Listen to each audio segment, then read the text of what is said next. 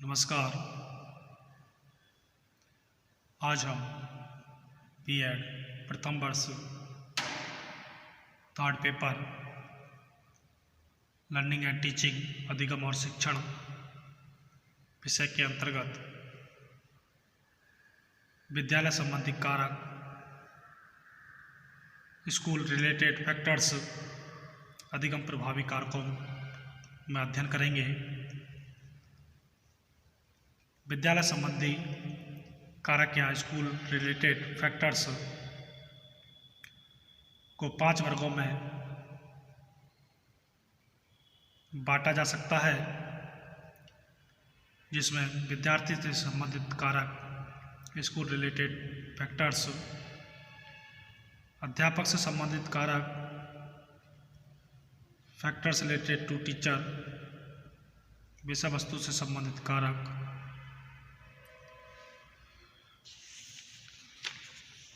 Factors related to subject matter, वातावरण से संबंधित कारक, फैक्टर रिलेटेड टू एनवायरनमेंट और अनुदेशन से संबंधित कारक, फैक्टर्स रिलेटेड टू इंस्ट्रक्शन। ये 5 प्रकार के कारक हैं जिनमें आज हम यहाँ अध्ययन करेंगे। विद्यार्थी से संबंधित कारक और अध्यापक से संबंधित कारकों का। विद्यार्थी से संबंधित कारक, फैक्टर्स रिलेटेड टू लर्नर, जिसमें सबसे पहले आता है सीखने की इच्छा, विल टू लर्न। यदि विद्यार्थी में सीखने की इच्छा है तो नवीन ज्ञान उसे सरलता से सिखाया जा सकता है। यदि विद्यार्थी सीखने के लिए तत्पर नहीं है तो अध्यापक के सम्मुख बहुत गंभीर समस्या उत्पन्न हो जाती है। सीखने की इच्छा, रुचि और अभिप्रेरणा, मोटिवेशन बहुत सीमा तक अधिगम को प्रभावित करते हैं। जिज्ञासु विद्यार्थी प्रतिकूल परिस्थितियों में भी नया ज्ञान सीख लेता है। अगला कारक है शैक्षिक योग्यता या निष्पत्ति, एजुकेशनल अचीवमेंट। विद्यार्थी की शैक्षिक योग्यता का अधिगम पर बहुत प्रभाव पड़ता है। यदि विद्यार्थी किसी विषय में पिछड़ा है तो उस विषय से संबंधित नवीन ज्ञान सीखने में उसे कठिनाई का सामना करना पड़ेगा। यदि विद्यार्थी की किसी विषय में शैक्षिक योग्यता, एजुकेशनल अचीवमेंट सामान्य से अधिक है तो विद्यार्थी नया ज्ञान सुगमता से सीख लेता है। आकांक्षा का स्तर, लेवल ऑफ एस्पायरेशन, बालक की महत्वाकांक्षा पर अधिगम की सफलता काफ़ी कुछ निर्भर करती है। जब तक विद्यार्थी में महत्वाकांक्षा नहीं होगी, वह सीखने के लिए प्रयत्नशील नहीं होगा। अधिगम प्रक्रिया, लर्निंग प्रोसेस में अच्छे परिणामों की प्राप्ति की आकांक्षा पर अधिगम बहुत कुछ निर्भर होता है। बुद्धि या इंटेलिजेंस, सीखना बहुत कुछ सीखने वाले की बौद्धिक क्षमता पर निर्भर करता है। तीव्र बुद्धि वाले बालक कम बुद्धि वाले बालकों की अपेक्षा शीघ्र सीख लेते हैं। विचार, कल्पना, तर्क चिंतन, निर्णय शक्ति सभी बुद्धि से संबंधित है और अधिगम में इनकी विशेष भूमिका होती है। संवेगात्मक स्थिति, इमोशनल कंडीशन,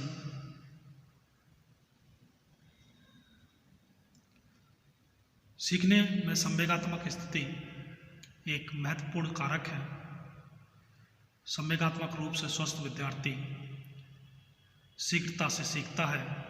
क्रोधी, झेपू और दुखी विद्यार्थी में सीखने की क्षमता कम होती है। शारीरिक स्वास्थ्य, फिजिकल हेल्थ, अधिकांशतः यह पाया जाता है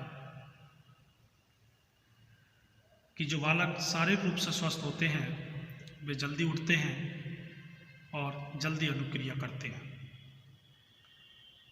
शारीरिक रूप से अस्वस्थ बालक कक्षा में शिक्षण के समय अपना ध्यान केंद्रित नहीं कर पाते, कक्ष व गृह कार्य में रुचि नहीं लेते। मानसिक स्वास्थ्य, मेंटल हेल्थ, मन के अस्वस्थ होने पर भी कुछ भी करने या सीखने में शीघ्र ही थकान और अरुचि उत्पन्न हो जाती है, जिससे सीखने की प्रक्रिया रुक या शिथिल पड़ जाती है। अतः मानसिक स्वास्थ्य सीखने की प्रक्रिया को प्रभावित करते हैं। परिपक्वता, मैच्योरेशन, अधिगम पर परिपक्वता का काफी प्रभाव पड़ता है। शारीरिक और मानसिक दृष्टि से परिपक्व विद्यार्थी नई विषय सामग्री को सीखने के लिए तत्पर और उत्सुक रहते हैं। उन्हें सीखने में किसी प्रकार की कठिनाई नहीं होती है और शक्ति एवं समय का अपव्यय नहीं होता है। इसके विपरीत अपरिपक्व विद्यार्थी के सीखने में समय और शक्ति का अपव्यय होता है। परिपक्वता और सीखना पृथक क्रियाएं नहीं है, वरन एक दूसरे से अविच्छिन्न रूप से संबंध और एक दूसरे पर निर्भर करती है। अब बात करते हैं अध्यापक से संबंधित कारक, फैक्टर्स रिलेटेड टू टीचर, जिसमें सबसे पहले आता है विषय का ज्ञान, नॉलेज ऑफ द सब्जेक्ट। अध्यापक का किसी विषय का ज्ञान, अनुभव और योग्यता आदि के सीखने पर प्रत्यक्ष रूप से प्रभाव डालते हैं। यदि अध्यापकों को अपने विषय का पूर्ण ज्ञान नहीं है तो वे विद्यार्थी को सीखने के लिए उत्साहित नहीं कर सकेंगे। यदि अध्यापक को अपने विषय का पूर्ण ज्ञान है तो वह आत्मविश्वास के साथ विद्यार्थियों को नया ज्ञान सीखने के लिए प्रेरित कर सकता है। अध्यापक का व्यवहार, बिहेवियर ऑफ द टीचर, अधिगम प्रक्रिया में अध्यापक का महत्वपूर्ण स्थान होता है। अध्यापक के आचार विचार और व्यवहार को बालकों पर बहुत अधिक प्रभाव पड़ता है और वह उनका अनुकरण करने का भी प्रयास करता है। विभिन्न शिक्षा शास्त्रियों ने अध्यापक को एक पथ प्रदर्शक, माली और कलाकार की संज्ञा दी है। शिक्षण विधि, मेथड ऑफ टीचिंग,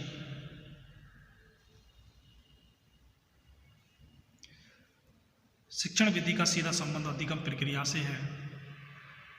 सभी बालक एक सी विधि से नहीं सीख सकते। शिक्षण की विधि जितनी अधिक प्रभावशाली और वैज्ञानिक होगी उतनी ही सीखने के लिए लाभदायक सिद्ध होगी। करके सीखना, लर्निंग बाय डूइंग, निरीक्षण कार्य द्वारा सीखना, लर्निंग बाय ऑब्जर्वेशन, प्रयोग द्वारा सीखना, लर्निंग बाय एक्सपेरिमेंटल, खेल विधि, प्ले मेथड आदि को अपना अलग अलग महत्व है। अगला है सिखाने की इच्छा, विल टू टीच। जिन अध्यापकों में सिखाने की इच्छा होती है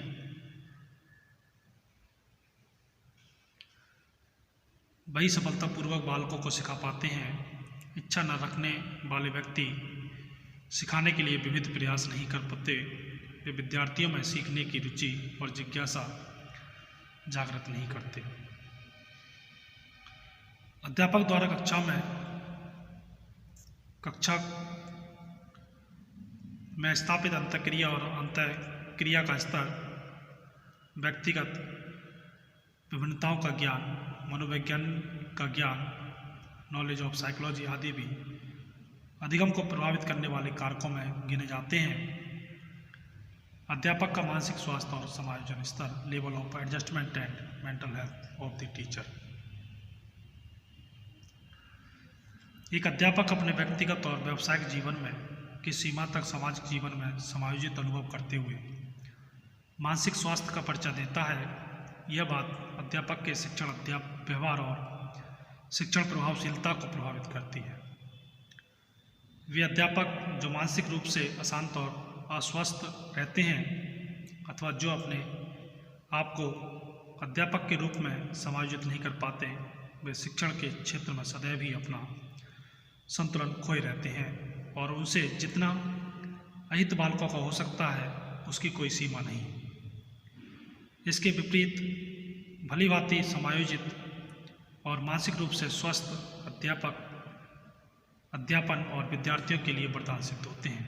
इस प्रकार यह निश्चित रूप से कहा जा सकता है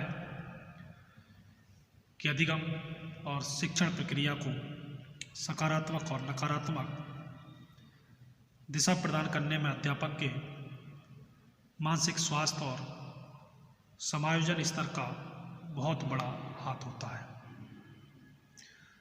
तो ये थे विद्यालय संबंधी कारकों में विद्यार्थी संबंधी कारक और अध्यापक से संबंधित कारक। धन्यवाद।